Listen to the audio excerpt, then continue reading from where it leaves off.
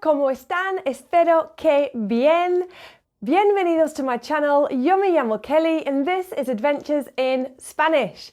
And today you're going to learn a little bit more about how and when to use la palabra chiquitita a en español.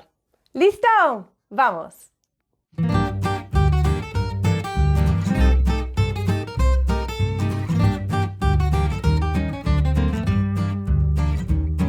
Okay, so the word a in español, well, obviously it's a letter, yeah, it's la primera letra del alfabeto, la letra A, but it's also a word. In español, a means two, and it might be a little teeny-weeny palabra, but it's got a lot of significance. And where you place it and how you place it in a Spanish sentence is really important and can change the meaning of the sentence.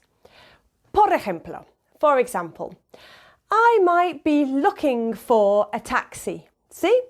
If I am, I would say in español, estoy buscando un taxi. Yeah, I'm looking for a taxi. Estoy buscando un taxi. Yeah? Or estoy esperando un taxi. I'm waiting for a taxi. Estoy esperando un taxi. Yeah?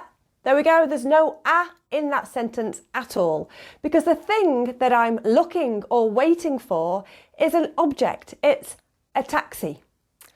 However, if the thing I am looking or waiting for is an animal or a person, we need the a before it.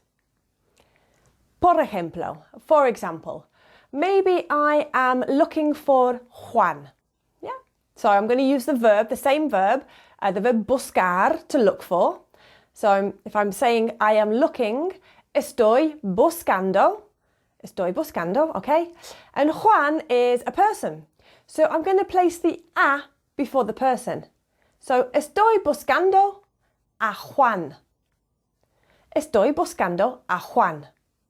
I'm looking for Juan. When we were looking for a taxi or waiting for a taxi, there was no a. What if I'm looking for my cat? Mi gata. Mi gata se llama Lola. Mi gata es hermosa. And if I'm looking for Lola, if I've lost her and I'm trying to find her, I would also use the a because, of course, Lola is an animal. So, estoy buscando a Lola. Or estoy buscando a mi gata. Mi gata. Mi gata is still an animal, right? Just because I'm not giving the name of the cat, I'm referring to my cat, mi gata, which is why I'm saying gata and no gato, because it's a female cat. So I know I need the a. Bien. Okay, another example. So maybe tomorrow I am going to visit my friend.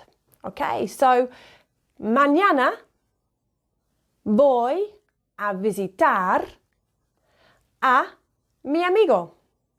Mañana voy a visitar a mi amigo. Different to if tomorrow I'm going to visit a museum.